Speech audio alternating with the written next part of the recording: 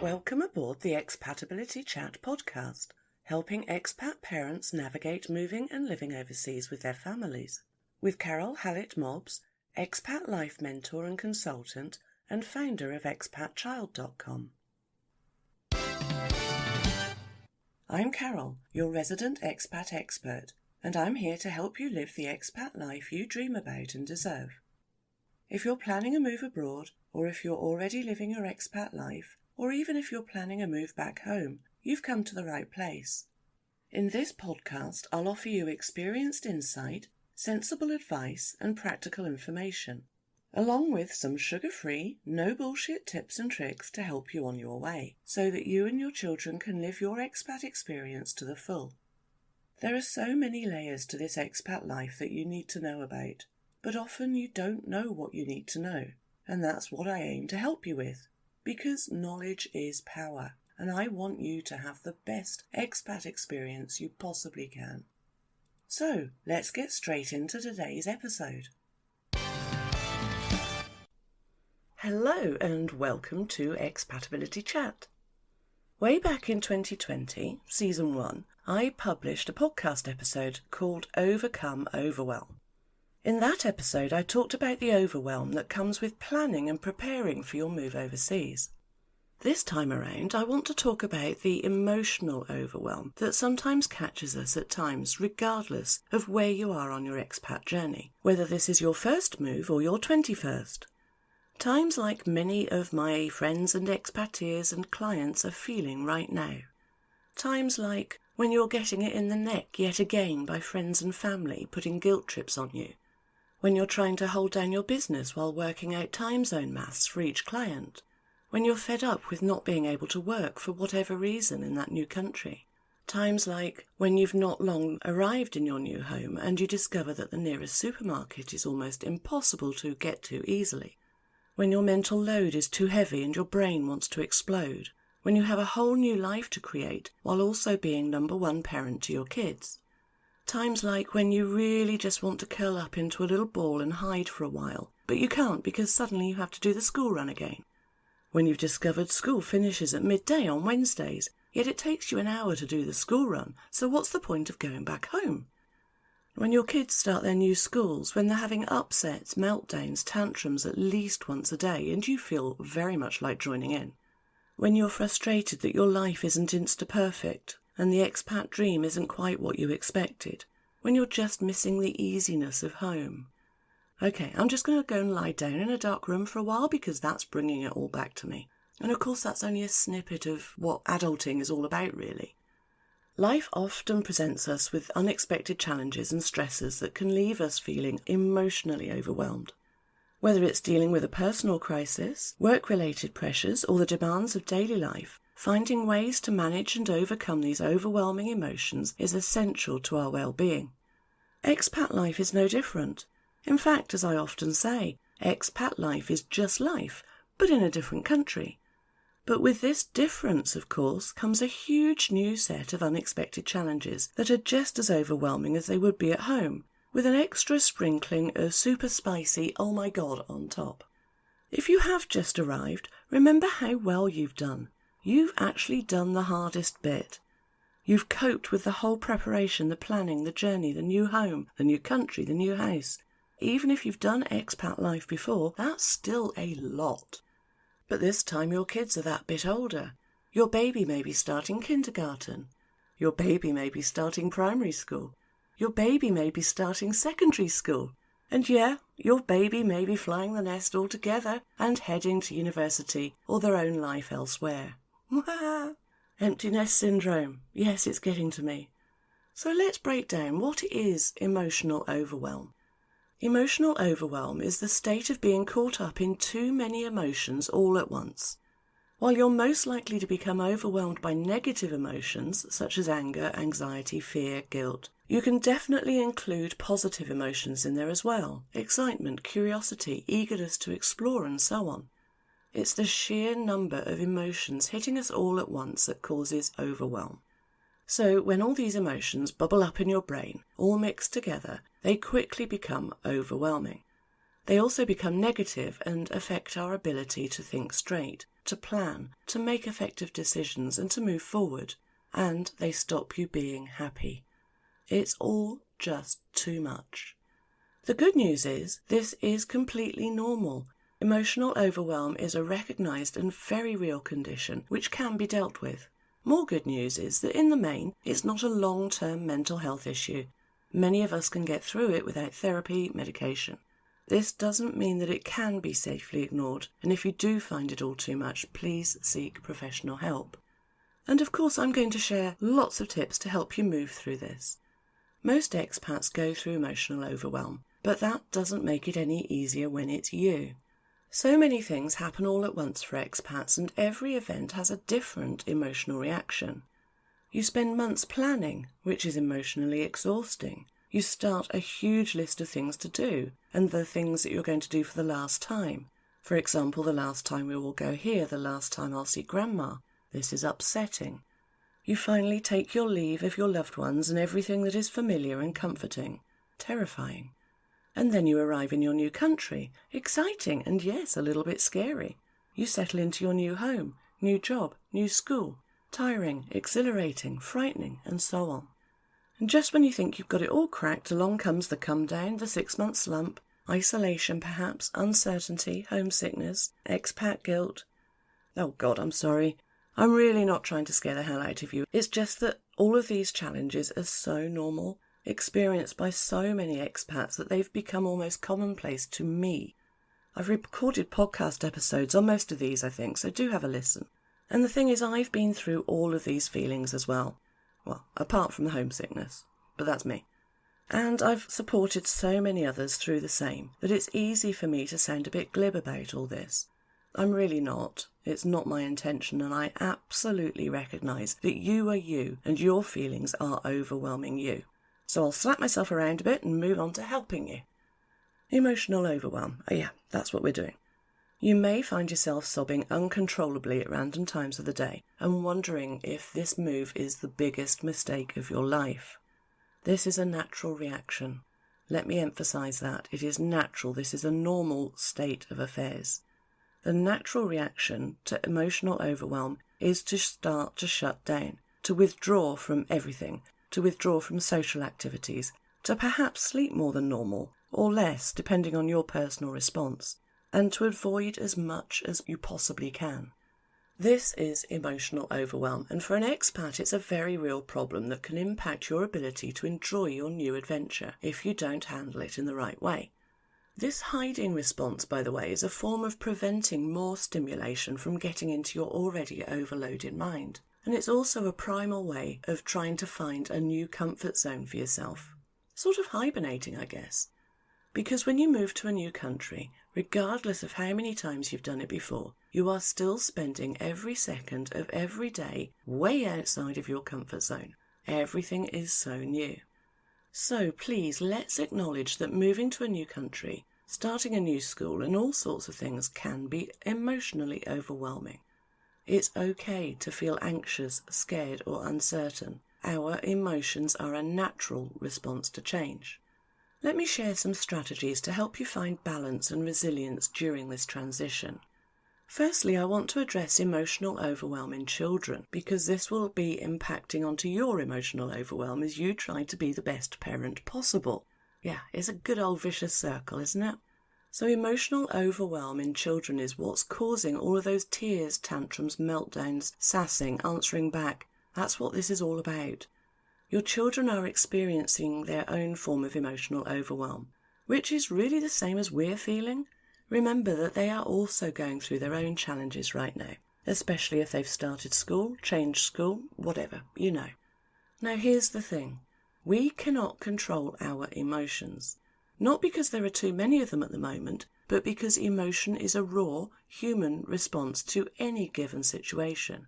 So no matter what we do, the mind experiences emotion and we have no choice but to accept it. The trick to coping with it is to teach the body how to respond to it. For example, anger is an emotion. It's a raw feeling that is contained within your body and is a reaction to external events. Throwing a tantrum, hitting out at people or chucking things around are not emotions. These are physical reactions to emotions, and kids haven't yet learned how to control their emotions in this way. Mind you, some adults haven't either, but let's not go there. Supporting your children while they're experiencing emotional overwhelm can be challenging. It's essential to provide them with a necessary emotional support whilst also taking care of your own well-being.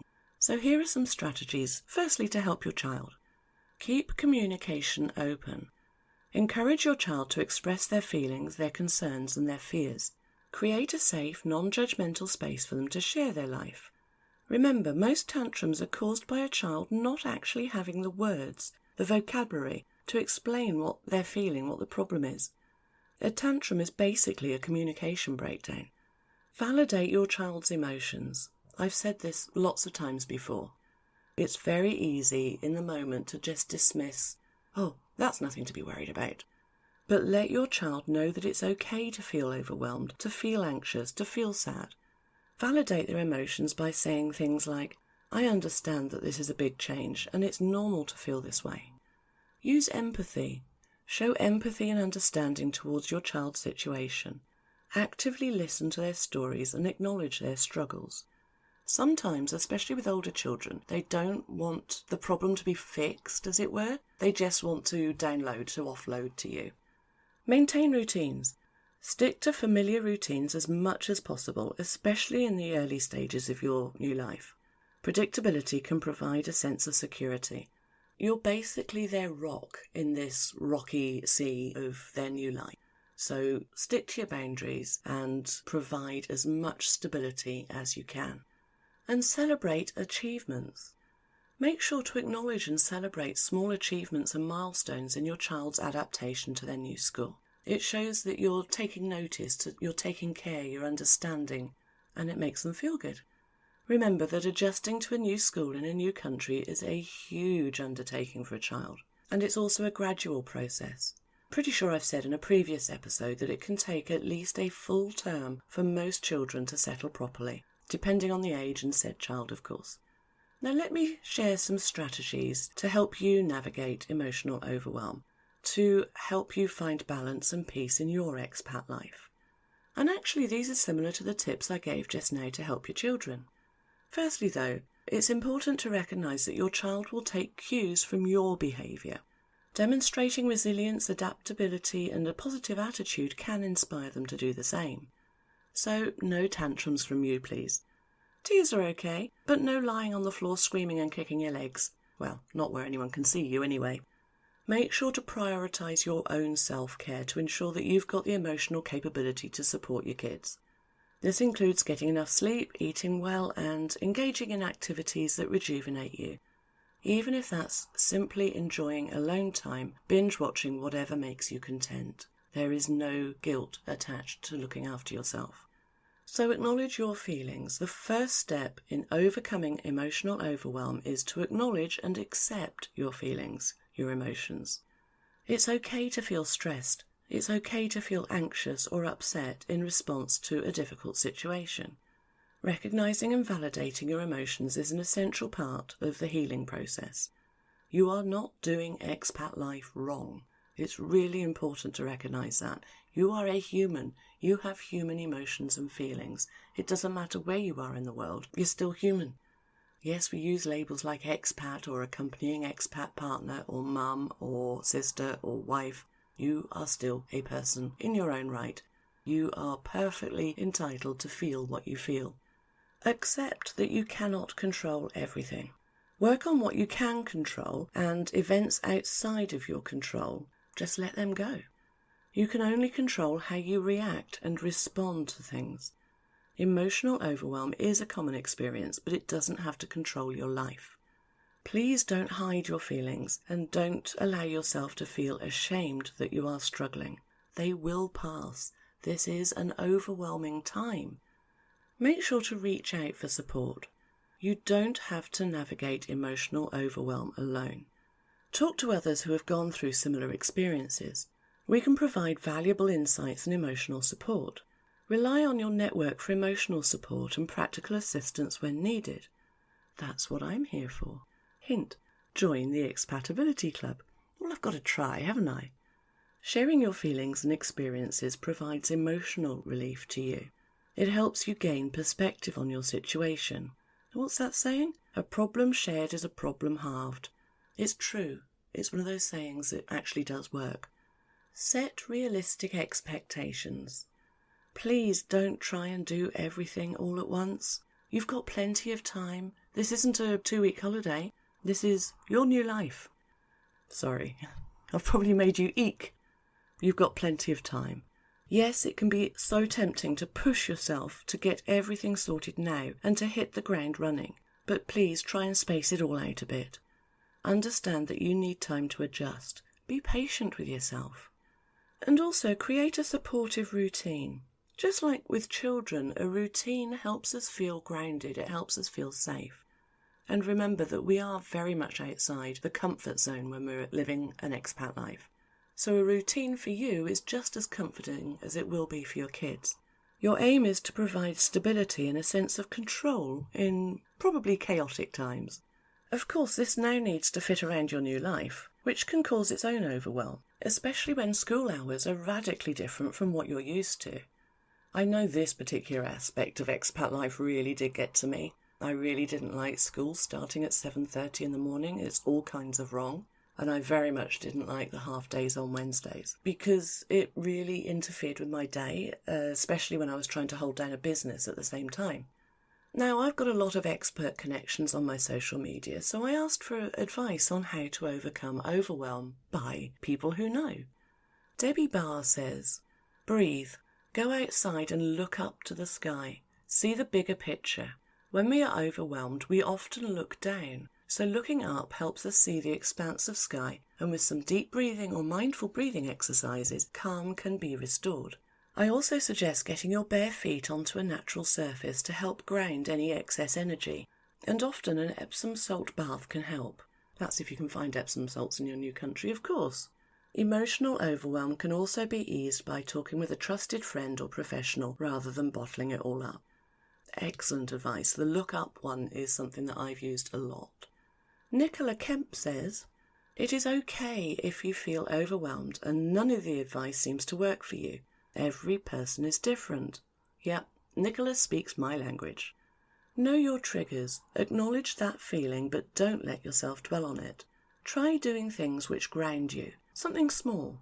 If it helps, make a list of achievable goals, small things which will make you happy to tick off your list. Even add things you do which weren't on the list so you can see how far you've already come and what you've already achieved. You don't have to justify yourself, your existence or your feelings to anyone. This is particularly relevant, I think, for expat guilt, so let me just repeat it again. You don't have to justify yourself, your existence or your feelings to anyone. Most importantly, know that you are not alone and you are not the only one who feels like this from time to time. And seeking help is not a sign of weakness. And from Emily, how to overcome emotional overwhelm in the instant. Get some space, get some privacy, and a glass of water. Over a longer period of time, quiet companionship, understanding, space away, quiet outdoor time in the sunshine, comedy movies and ice cream on wet days. Everyone is different, but the one factor that is a constant is that the overwhelmed person is aware that they are overwhelmed and they are embarrassed about it. Privacy and reducing stimulation is key. So that's back to the hiding in bed, wrapped up in a duvet thing. You're reducing stimulation. I do hope that I've helped you in some small way to discover methods to overcome emotional overwhelm yourself and to find strength during these challenging times. Coping with any change is difficult. Anything that takes us out of our comfort zone is stressful. It's called the comfort zone because moving outside of it is uncomfortable. Any upheaval of any kind is hard work, not just physically, but emotionally as well. Change is hard work. And you're doing everything that is unfamiliar and uncertain. You're doing expat life. And you're doing it fine. It's okay. Stress can affect people in different ways. Everyone's different. Some people may not feel overwhelmed at all. Others may feel everything is just too much. Once you recognise how overwhelm can affect you, you can look at ways to overcome overwhelm. Give yourself emotional support. Seek help where necessary. and practice self-care, you can navigate this transition as a stronger and more resilient family. Perhaps the move away from familiarity has made you question your sense of identity. I know this happens an awful lot with accompanying expat partners, and it's something that I'm working on. Quite excited about that. Perhaps you feel like you just don't belong anywhere anymore, and this is something that serial expats can really find, and third culture kids, of course, don't really have home. But that's the topic for another episode maybe. Or perhaps you're struggling to make new friends, make new connections. It may well be early days for you, it may not be early days. In which case, just give us a shout. I can be your support network. These are all perfectly normal feelings, and accepting that you have them does not make you a failure. And if you feel any of those, by the way, you need to be in my Expatability Club. Yep, I'm going to plug it.